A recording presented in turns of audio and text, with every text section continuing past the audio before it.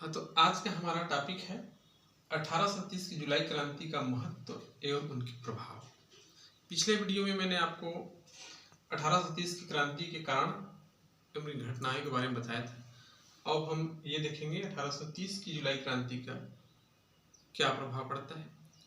इसको हम दो भागों में अध्ययन करेंगे इस तरह से। पहला,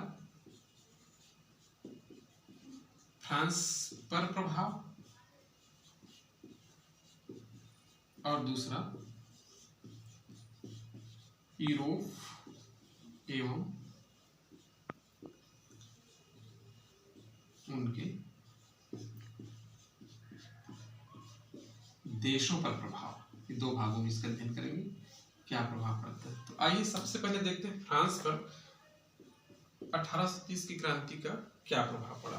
तो फ्रांस पर इसका हमको तीन महत्वपूर्ण प्रभाव देखने को मिलता है। जो सबसे पहला प्रभाव उसका ये होता है कि सत्ता परिवर्तन। ये देखिए, सत्ता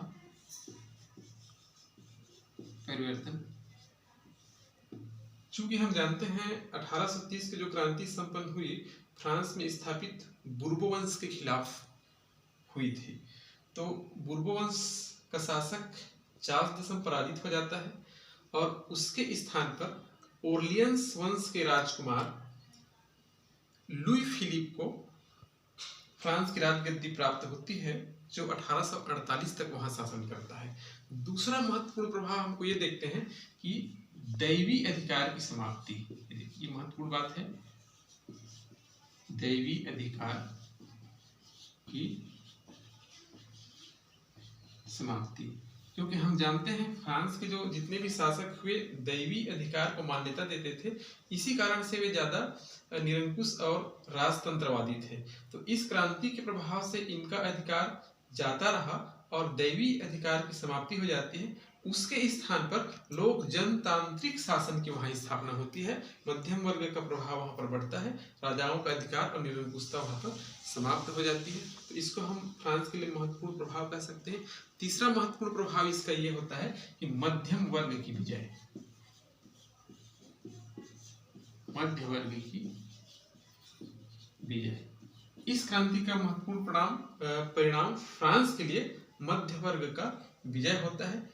इसके फलस्वरूप क्या होता है, वहां जो धर्म गुरु और जो कुलीन और पादरी लोग थे उनकी शासन सत्ता वहां पर समाप्त हो जाती है और उनके स्थान पर इनका अधिकार कायम होता है और इनको सफलता मिलती है। तो ये फ्रांस के लिए तीन महत्वपूर्ण कारण प्रभाव हमको देखने को मिलता है, जो वहाँ का जन सामान्य की स्थिति में आमूलचूल परिवर्तन कर दिए। अब हम देखेंगे यूरोप एवं उनके अन्य देशों पर क्या प्रभाव पड़ता है।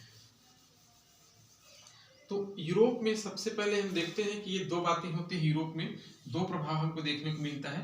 पहला ये होता है कि वहां पर जो वियना व्यवस्था होता है उसकी समाप्ति हो जाती है और जो मेटरनिख की जो प्रतिक्रियावादी नीति है वह भी वहां पर समाप्त हो जाता है। मित्र राष्ट्रों से मेटरनिख कोई प्रभाव नहीं मिलता। ये दो प्रभाव हमको यहाँ पर यूरोप में देखने को मिलता है, मेटरनिख प्रभाव का अंत और वियना व्यवस्था का प्रभाव कम हो जाता है। ये यूरोप में दो प्रभाव देखने को मिलता है।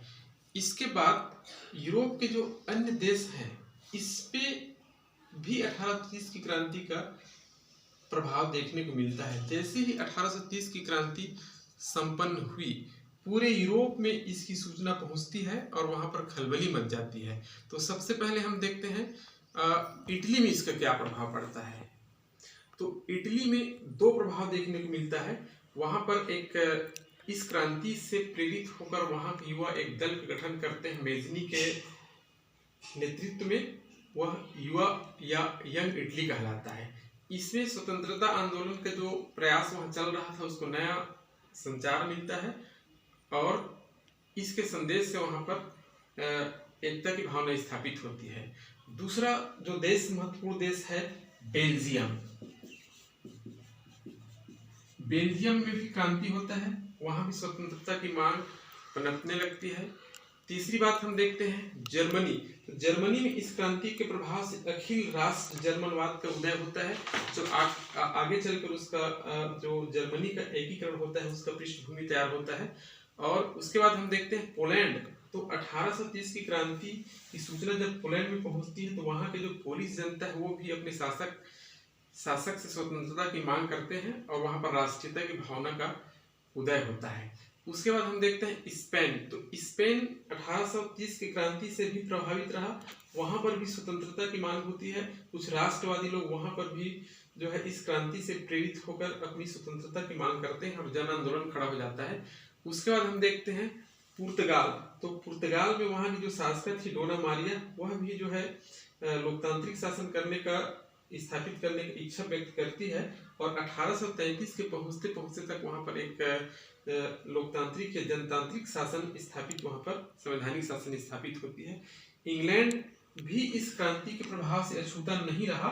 इंग्लैंड में जो 1832 का जो सुधार अधिनियम लागू होता है वो 1830 की क्रांति से प्रभावित होता है और आगे चलकर वहां और ज्यादा संवैधानिक सुधार होती है। उसके बाद हम देखते हैं अमेरिका। तो अमेरिका भी 1830 की क्रांति से छूता नहीं रहा, बहुत सदियों से चली रही वहां पर भी जो दास प्रथा है वो समाप्त हो जाती है। दास प्रथा की समाप्ति 1830 की क्रांति के प्रभाव कही जा सकते हैं। इस प्रकार हम देखते हैं कि 1830 की जो जुलाई क्रांति है, हालांकि वो तत्कालिक रूप से इतनी ज्यादा सफल नहीं रही, लेकिन ये क्रांति अपने आप में एक अभूतपूर्व क्रांति थी। इतिहासकारों का तो यह भी कथन है कि यह क्रांति जो है 1789 की जो फ्रांसीसी क्रांति थी उसमें जो कमी रह गई थी उसको इस क्रांति ने पूरा कर दिया। अर्थात स्वतंत्रता, समानता और जो बंधुत्व के नारा 1789 की क्रांति में जो उद्धृत हुई थी, आगे चलकर उसको और ज्यादा इस क्रांति से बल मिला और जो यूरोप के जो सभी राष्ट्र अब अपनी निरंकुशता का अंत करने पर मजबूर हुई इस क्रांति से और एक लोक जनतांत्रिक प्रथा की ओर यूरोप के अन्य देश आगे बढ़ा। ऐसा इस क्रांति का प्रभाव दूरगामी परिणाम वाला क्रांति रही है फ्रांस के इतिहास में। न कि यह केवल फ्रांस को प्रभावित किया बल्कि यूरोप के अन्य देशों को भी अपने उद्देश्यों को प्राप्त करने के लिए प्रेरित किया। तो इस प्रकार से 1830 की क्रांति के महत्व और परिणाम के बारे में आज हमने अध्ययन किया।